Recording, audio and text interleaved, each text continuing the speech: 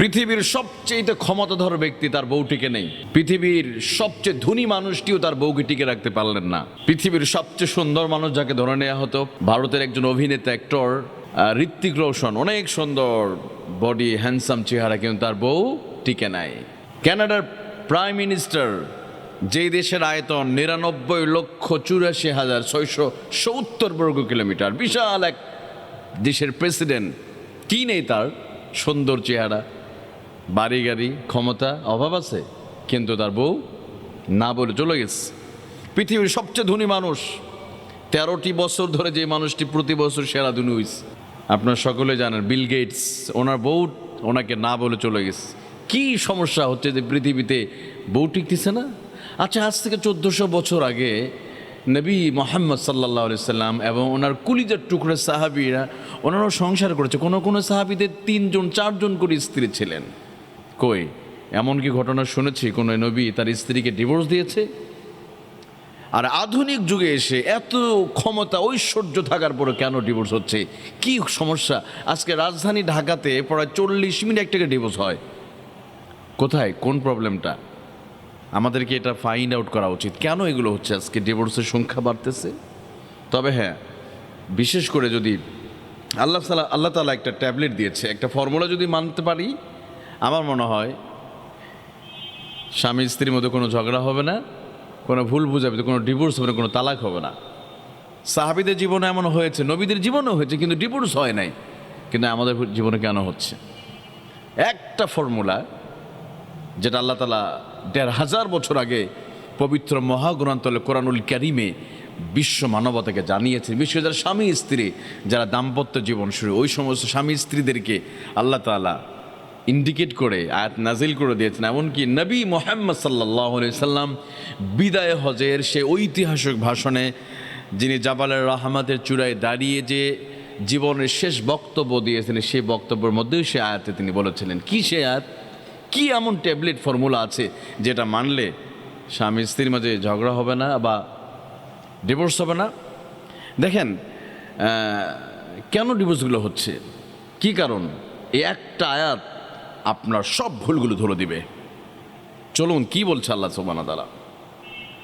আল্লাহ রাব্বুল আলামিন বলেন, হুন্না লিবাসুল লাকুম ওয়া আনতুম লিবাসুল লাহুন্না।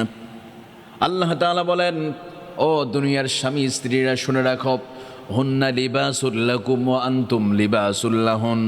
তোমার একজন আরেকজনের পোশাক। লিবাস, দ্যাট মিন্স পোশাক। তোমরা একজন আরেকজনের পোশাক। স্বামী স্ত্রী পোশাক, স্ত্রী স্বামীর পোশাক। আল্লাহ রাব্বুল আলামিন এই পোশাক দ্বারা বোঝাতে চাইলেন, বান্দারে শুনে রাখো, তোমার স্ত্রী তোমার জন্য পোশাক, স্বামীর জন্য স্ত্রী পোশাক। তার মানে বোঝা গেল এই যে লেবাস, এই পোশাক, এই পোশাকটা দিয়ে আমি আমার শরীর, আমার লজ্জা স্থান আমি ঢেকে রেখেছি। তার মানে পোশাক আমাকে ঢেকে রাখছে, পোশাক আমার সম্মান বৃদ্ধি করেছে। যদি পোশাক না থাকে, আমার কোনো সম্মান থাকবে না, কোনো মর্যাদা থাকবে না। পোশাক যেমন সম্মান বৃদ্ধি করে, লজ্জা স্থান হেফাজত করে, ঠিক তেমনি স্বামী স্ত্রী একজন আর একজনের দোষ ত্রুটি গোপন করে রাখবে। স্ত্রীর দোষ স্বামী গোপন করে রাখবে, স্বামীর দোষ স্ত্রী গোপন করবে, স্ত্রীর দোষ স্বামী গোপন করে রাখবে। এটাই হলো এই আয়াত। শুধু তাই নয়, আল্লাহ আরও সুন্দরকে বোঝাতে চান, এই যে জামা, এই জামাতে যদি কোনো ময়লা পড়ে যায়, আমরা কিন্তু সঙ্গে সঙ্গে জামাটা আমরা ফেলে দেই না। যেখানে ময়লা লাগছে সেটা পরিষ্কার করে আবার ওই জামাটা ব্যবহার করি। ঠিক তেমনইভাবে স্বামী স্ত্রী দাম্পত্য জীবনে যদি কোনোদিন যদি ভুল বোঝাবুঝি হয়, যদি রাগারাগি হয়, একটু মাঝে মাঝে খটকা লাগবে, রাগারাগি হবে, ওইটা কি করে ছেড়ে ফেলতে হবে। যেমন শরীরে পোশাকে ময়লা লাগলে যেমন পরিষ্কার করে ফেলি, ঠিক তেমনি দাম্পত্য জীবনে, সংসার জীবনে একটু ভুল বোঝাবুঝি হবে। স্ত্রী কোনো সময় রেগে থাকবে, স্বামী কখনো রেগে থাকবে, তো ওই যে পোশাকে যেমন ময়লা পড়লে যেমন কী করি, পরিষ্কার করি, ঝেড়ে ফেলে দেই। এই জন্য কি ময়লা লাগছে ধরে কাপড়কে ফেলে দেন? আপনি দেন না। তো আপনি স্ত্রী, স্বামী স্ত্রী, আপনার স্ত্রী একটু ভুল করছে, দেন না ক্ষমা করে। স্বামী ভুল করছে, একটু মাফ করে দেন। কোনোদিন আপনাদের মধ্যে কোনো সমস্যা হবে না যদি এই একটা ফর্মুলা যদি মেনে নিতে পারতাম। আমরা আজকে আফসোস আমরা কেউ কাউকে ক্ষমা করতে পারি না, সরি বলতে পারি না। স্ত্রী স্বামীর কাছে সরি বলতে পারে না।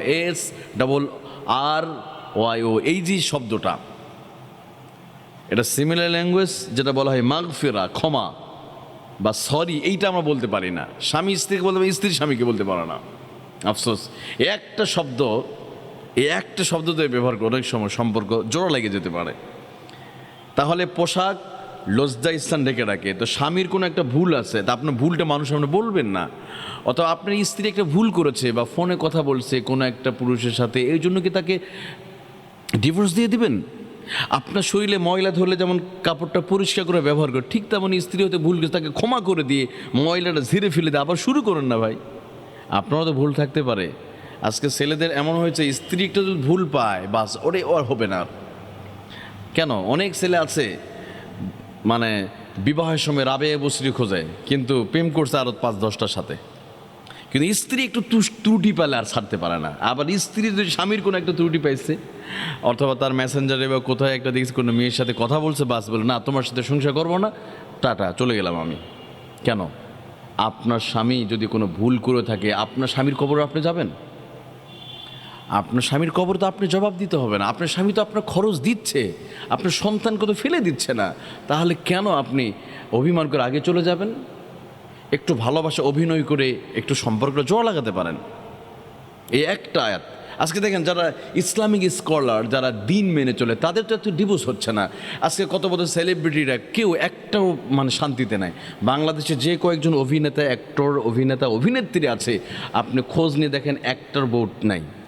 ম্যাক্সিমাম 2 বা 3 বার বিবাহ হচ্ছে, সকালে বিয়ে হয়, দুপুরে ডিভোর্স হয়, বিকেলে ডিভোর্স হয় না এদের, অথবা বিবাহের আগে সন্তান জন্ম দিয়ে বসে আছে এক একজন 2টা-3টা করে। কয়জন আপনার আলেম দেখান তো, বাংলাদেশের শীর্ষস্থানী বড় বড় মসজিদের খতিবদের দেখান যে অমুক হুজুরের বউ চলে গেছে। ইভেন তো যদি খোঁজ নিয়ে দেখেন অনেক হুজুরের 3টা-4টা করে বউ আছে, আলহামদুলিল্লাহ চলতেছে। আর আপনারা একটা টিকে রাখতে পারছেন না, কারণটা কি জানেন? ওলামা ইকরাম, বা শুধু ওলামা ইকরাম না, অনেক যারা জেনারেল যারা আছেন, যারা দিন মেনে চলে, তাদের তো বহু আছে আলহামদুলিল্লাহ। পূর্বের জামানা নবী রাসূলদের জামানা ছিল। আর এখনকার সবচেয়ে ক্ষমতাধর ব্যক্তি জাস্টিন ট্রুডো, যিনি 99,84,670 বর্গ কিলোমিটারের একটা প্রেসিডেন্ট, এত ক্ষমতা হওয়ার পর তার বউকে টিকে রাখতে পারলেন না। অর্থাৎ পৃথিবীর এত বড় ধনী হওয়ার পর বউ রাখতে, সুন্দর হওয়ার পর তার সুন্দর ক্ষমতা, এগুলো মানে এগুলোর জন্য থাকে না। কিন্তু তার মানে কি আপনার একটু ক্ষমা করে দিতে হবে। ইমাম আহমেদ ইবনে হাম্বল তার স্ত্রীর সাথে 30 বছর সংসার করেছেন, একদিনের জন্য ঝগড়া হয় নাই। যেদিন স্ত্রী মারা গেল, কবরে দাফন করছে, কবরে সমাধি দেওয়ার পরে তিনি হাত তুলে মোনাজাত করতেছে।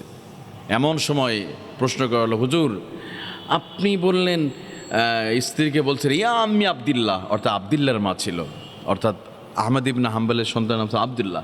এ আম্মা আব্দুল্লাহ, তুমি চিন্তা করো না, আল্লাহ তোমাকে মাফ করে দেবে, কারণ তোমার সাথে আমার 30 বছরের ভিতরে একদিনের জন্য ঝগড়া হয় নাই।